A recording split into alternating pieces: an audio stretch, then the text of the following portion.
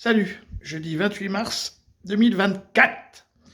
Bon, Mélenchon, il s'appelle le gars là, c'est incroyable, hein, on pourrait prendre pour Mélenchon, non je blague. Bon, donc du coup, bah écoutez, par rapport aux Jeux Olympiques, c'est pas le titre là, c'est les Jeux Olympiques sécurisés par une armée étrangère, alors voici le fin mot de l'histoire.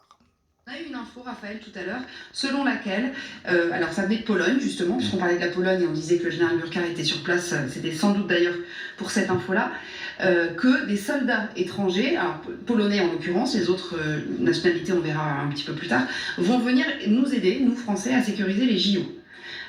Expliquez-nous de quoi il retourne exactement. On en parle avec vous, Pascal, après, parce que c'est évidemment très important. C'est une annonce qui est arrivée par l'agence France-Presse à 15h14 précisément, annonce du ministre polonais de la Défense du renfort de soldats pour aider à la sécurisation des Jeux Olympiques de Paris. L'idée est d'envoyer sur place des soldats polonais entre autres, mais pas que. Et il faut savoir que c'est à la demande de la France, une demande qui a été formulée en janvier dernier auprès de 46 partenaires étrangers, une sollicitation de 2185 renforts au total de tous ces partenaires. On ne sait pas sur ces 2185 s'il va s'agir uniquement de militaires, de policiers, de gendarmes peut-être des autres pays. Au ministère de l'Intérieur que j'ai contacté, on me dit, et je les cite, c'est une démarche classique des pays hôtes pour l'organisation des grands événements internationaux. Et il est vrai parce que dernier événement en date, pendant la Coupe du Monde de rugby à l'automne dernier, il y avait 160 membres des forces de sécurité. Là, c'était européenne. Pendant les Jeux Olympiques, il y aura une coalition là bien plus large parce qu'elle sera internationale, pas qu'européenne. Et oui, parce qu'évidemment, Pascal, là, on est dans...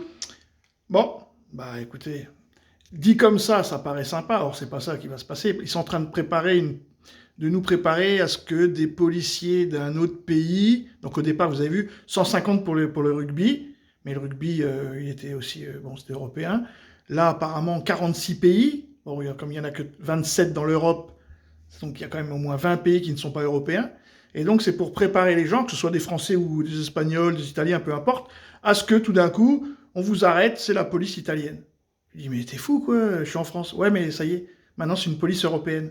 Donc on n'aura pas la sécurité sociale européenne, on n'aura pas la retraite européenne, mais ils vont nous faire une police, une gendarmerie, une armée européenne.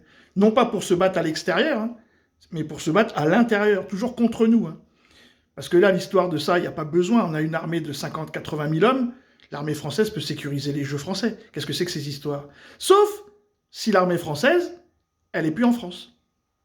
À suivre. Salut!